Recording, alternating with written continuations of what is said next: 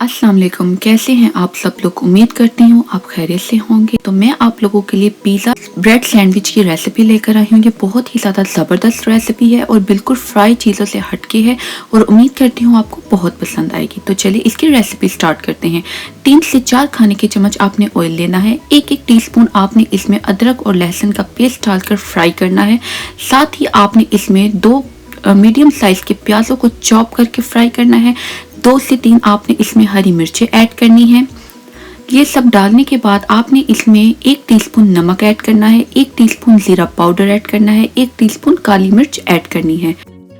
Chinese salt 1 teaspoon add करना है। Half cup आपने इसमें चिकन की यखनी ऐड करनी है। 2 मैंने फिलेट बॉयल किए हैं वो मैं ऐड कर रही हूँ। इनको आपने श्रेड कर लेना है। 1 कप इसमें आपने दूध ऐड करना है। दूध डालने के बाद आपने इसको इतना पकाना है कि सारा दूध ड्राई हो जाए।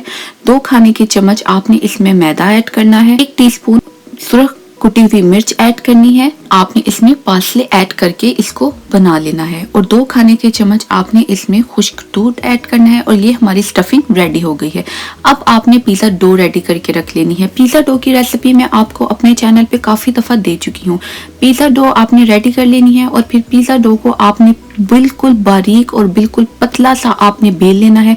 फिर ब्रेड का स्लाइस लेना है और उसके ऊपर आपने पिज़्ज़ा सॉस या अपनी मर्जी से आप जो है वो केचप भी यूज़ कर सकते हैं। मोज़रेला चीज़ लगानी है, स्टफिंग लगानी है, दूसरा स्लाइस लेना है, मेयोनीज लगानी है, फिर आपने स्टफिंग लगानी है और थोड़ी सी मोज़रेला चीज़ आपने इसके ऊपर स्प्रेड करनी है और एक और ब्रेड का स्लाइस रख के इसको अच्छी तरह से पिज़्ज़ा डो में पैक कर देना है।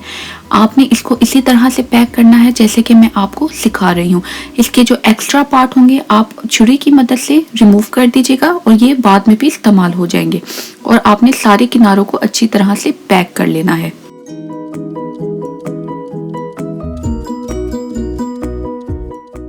आपने इस बात का ध्यान रखना है कि आपकी जो पिज़्ज़ा डो है वो बहुत पतली हो, क्योंकि जब पतली होगी तो फिर ही सारी चीज़ें अंदर से अच्छी तरह से बेक हो सकेंगी। इसको फिर आपने बेकिंग पेपर पे रखना है। अंडे का आपने इसके ऊपर ब्रश करना है। दोबारा से थोड़ी सी मोज़रेला चीज़ लगानी है।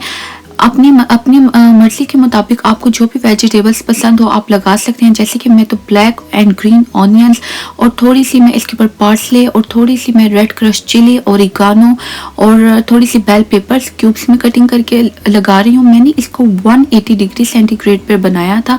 ये तकरीबन आधे घंटा इसको लगा था बेक होने में और ये ज़बरदस्त से सैंडविच रेडी हो गए थे। उम्मीद करती हूँ आपको ये रेसिपी पसंद आएगी और आप इसको ज़रूर ट्राई करेंगे। हमारे चैनल को सब्सक्राइब करना मत भूलिएगा। अगली रेसिपी के साथ हाजिर होंगी, तब तक के लिए खुदा हाफिज़।